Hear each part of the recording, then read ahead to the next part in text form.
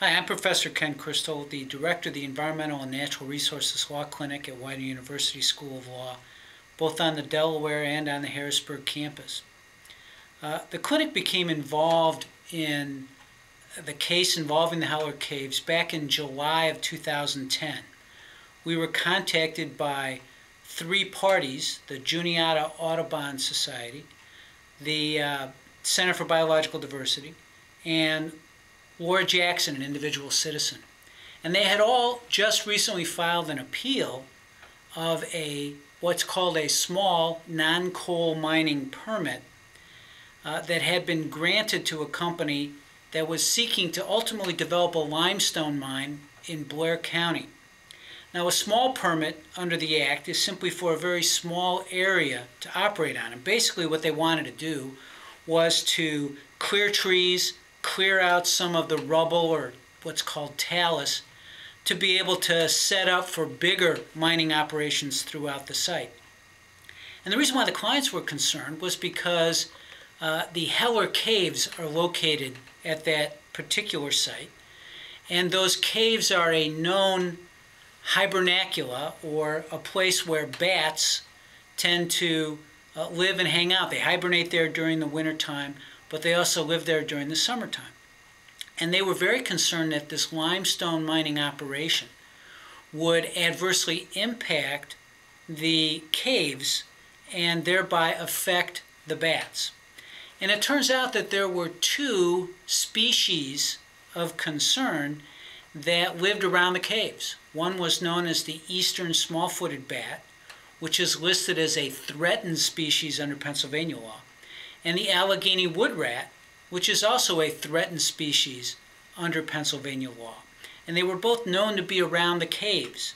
And in addition, there was another very small animal, for lack of a better term, known as a springtail. It's almost described to me as like a small shrimp.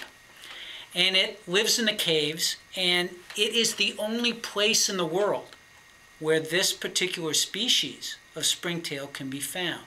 So there was great concern that this mining operation was going to impact the bats, as well as the wood rats and the springtail. And so these parties had challenged the permit because they thought that there hadn't been adequate consideration given to the impacts on those species.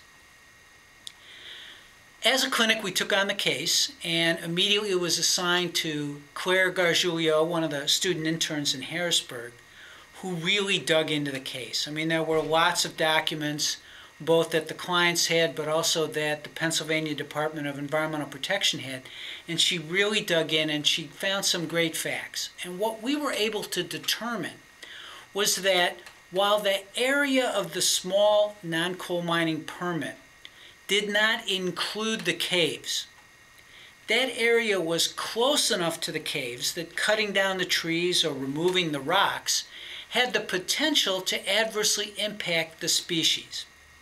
And what had also come out, thanks to Claire's hard work, was that the Pennsylvania Game Commission, which is the state agency that oversees the protection of threatened and endangered species, had actually gone to the DEP and had gone to the permit applicant and raised a concern about the caves and suggested that there be at least a 300-foot buffer around the caves.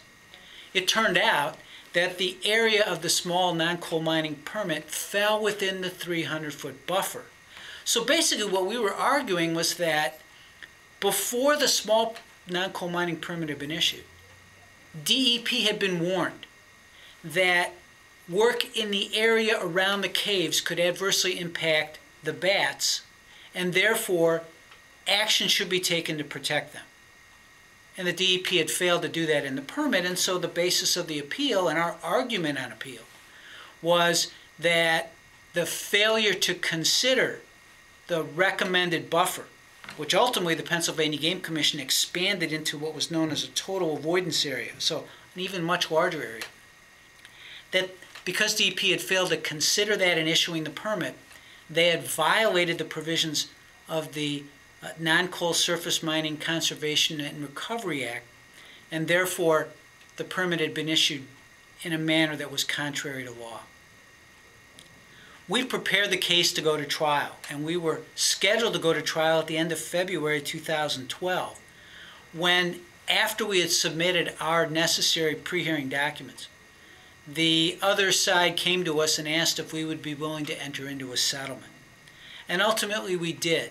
And what that settlement basically provides for is that there will be no mining activity, no preparation of the site for mining activity until the permit applicant can apply for and obtain a large non-coal mining permit, which means a permit that would allow the mining throughout the site, and therefore the area that would include the caves. So we would be able to raise our concerns about the bats and the wood rats and the springtail in that large non-coal mining permit, and the DEP would have to confront how it's going to protect those species before it issued the permit.